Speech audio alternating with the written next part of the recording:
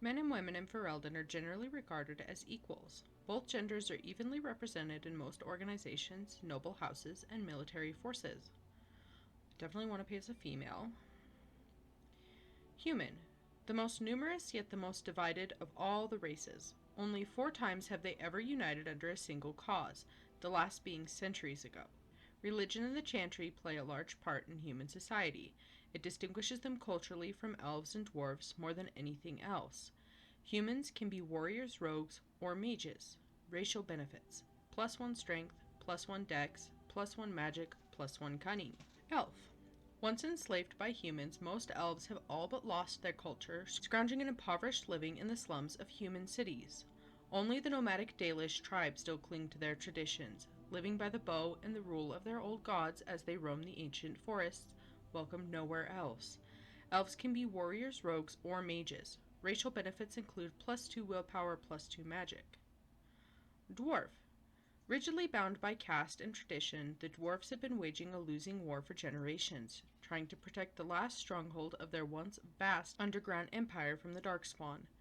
Dwarves are very tough and have a high resistance to all forms of magic, thus preventing them from becoming mages. Racial benefits include +1 strength, +1 dex, +2 constitution, and 10% chance to resist hostile magic. I want to play as a dwarf, and we've got either a warrior or a rogue. Warriors are powerful fighters, focusing on melee and ranged weapons to deal with their foes. They can withstand and deliver a great deal of punishment, and have a strong understanding of tactics and strategy. Specializations for a warrior include Berserker, Templar, Champion, and Reaver. Class benefits include +4 strength, +3 dex, and +3 constitution. Rogues are skilled adventurers who come from all walks of life. All rogues possess some skill in picking locks and spotting traps, making them valuable assets to any party. Tactically, they are not ideal frontline fighters, but if rogues can circle around behind their targets, they can backstab to devastating effect. Rogue specializations are Ranger, Bard, Duelist, and Assassin. Class benefits include +4 dex, +2 willpower, and +4 cunning. I want to play as a rogue. Let's see. Dwarf Commoner. Born casteless in a land where rank is everything. Bound as the lackey and thug of a local crime lord, you have spent your life invisible, until chance thrusts you into the spotlight, where you can finally prove whether you will be defined by your actions or your birth. And Dwarf Noble. As the favorite child of the Dwarven King, you proudly take up your first military command, only to learn that the deadly intrigues of family and sycophants may pose a greater danger than even the battlefield. I want to play as a Dwarf Noble.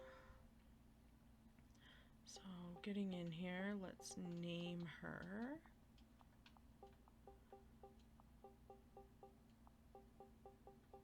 Oh.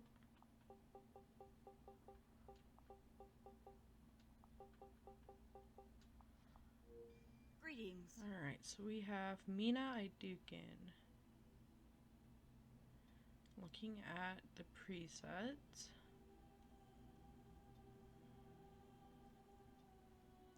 I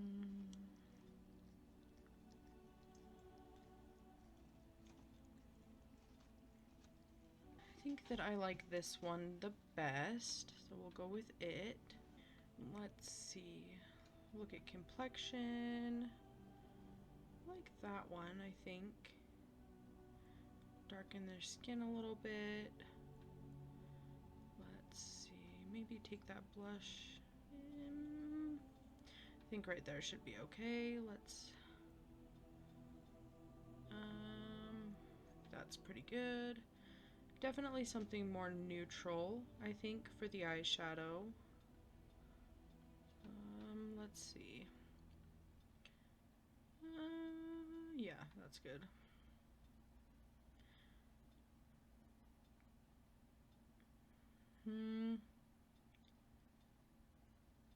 None of them are bad per se. I just am not sure that I really like any of them enough to want them on my character. Well, that's not bad.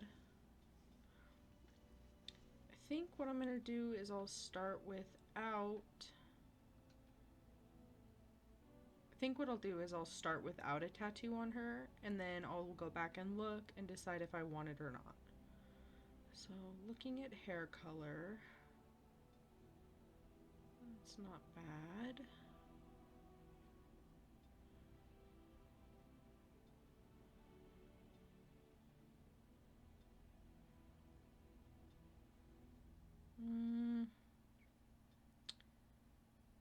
I honestly think that I like the dark. Let's look at hairstyles. I always imagine that if you're in some type of setting where you're facing an opponent, you would want to have your hair short or pulled back so that they couldn't grab a hold of it, because that seems like a distinct advantage to them. That one's not too bad. That one's okay. Okay.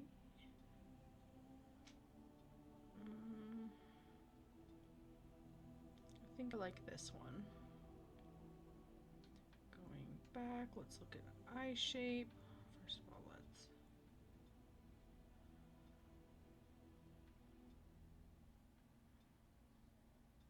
Definitely like that one the most. I'm going in here. Yeah, let's look at eye color now. That one's pretty. But I think I like the green better. Maybe a brown.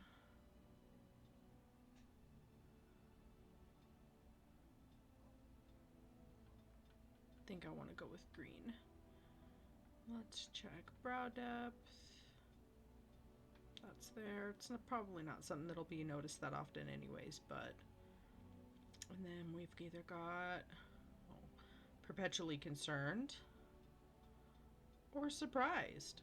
Let's try to find maybe a happy medium. That seems pretty good. Let's look at her nose. I really like her nose shape. I don't think that I want to change it too much. Maybe make it a little bigger. Bring it down a little. Her nostrils a little wider, but narrow that.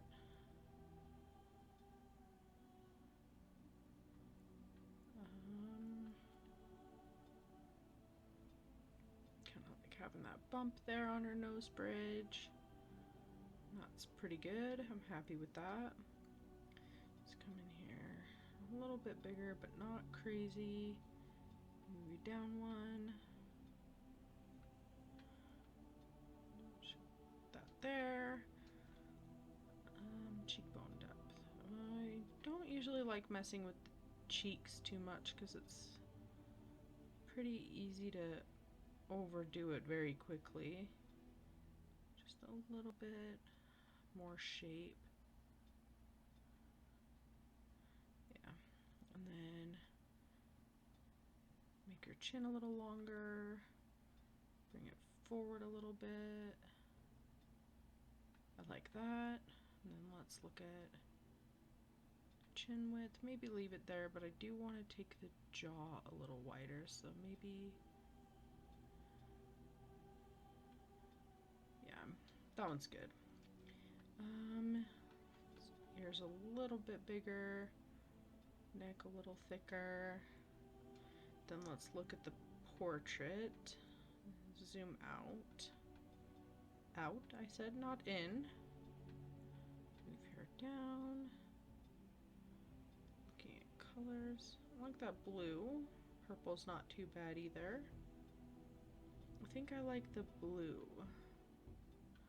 That bluish green is kind of nice.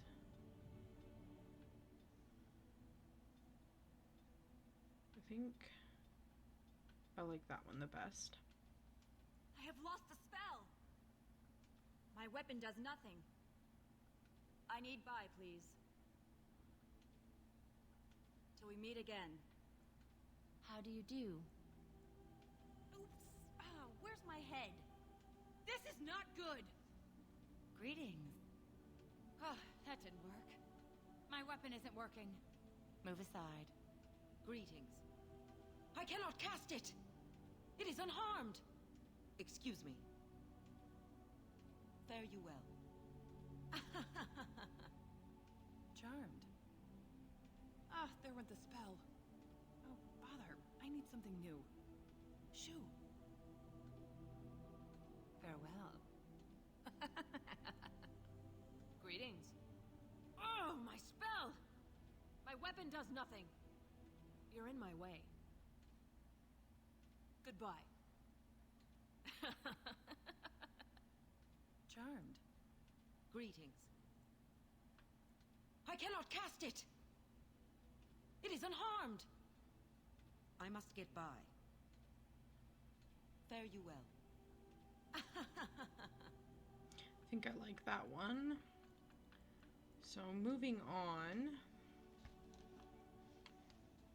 Strength measures a character's physical prowess and directly affects the damage a character deals in physical combat. It also contributes to the accuracy of melee attacks. High strength is essential for warriors in particular if they wish to wield two-handed weapons, and is nearly as critical for rogues. Dexterity is the measure of agility, reflexes, and balance. Higher dex improves a character's chances to hit, makes the character more likely to dodge incoming blows, and contributes to the damage dealt by piercing weapons like daggers or arrows. Archery and dual weapon fighting styles demand high dex to master, making this attribute a favorite for rogues. Willpower represents a character's determination and mental fortitude. With high willpower, mages can cast more spells thanks to a deeper mana pool. For warriors and rogues, willpower grants more stamina for combat techniques and special attacks. Magic is the measure of a character's natural affinity for the arcane. This attribute is crucial for mages since it directly increases a character's spell power score, which determines the potency of all spells. The magic attribute also determines how effective potions, poultices, and salves are for all classes. Cunning determines how well a character learns and reasons. Most skills such as herbalism or combat tactics require a quick mind to master, and an observant eye can more easily find weakness in enemy armor. Rogues benefit most from this statistic, as many of their class abilities and special attacks rely on subtlety or reading the target, not raw strength. Constitution represents health and resilience. Higher constitution directly increases the amount of damage a character can take before falling on the battlefield. Okay, so let's put 1 in strength, 1 in dexterity.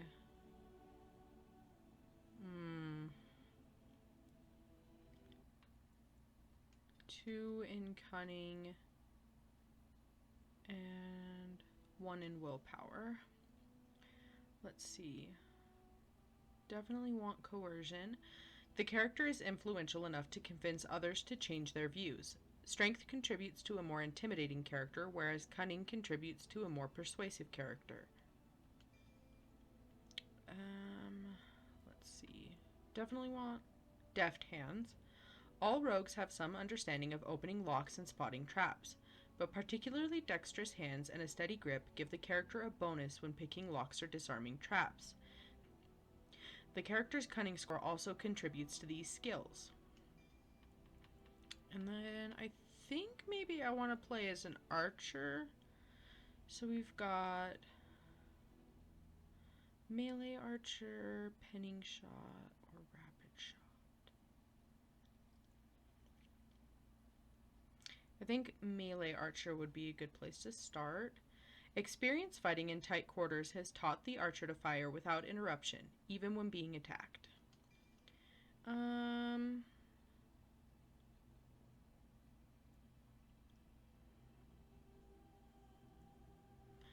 we'll play on casual.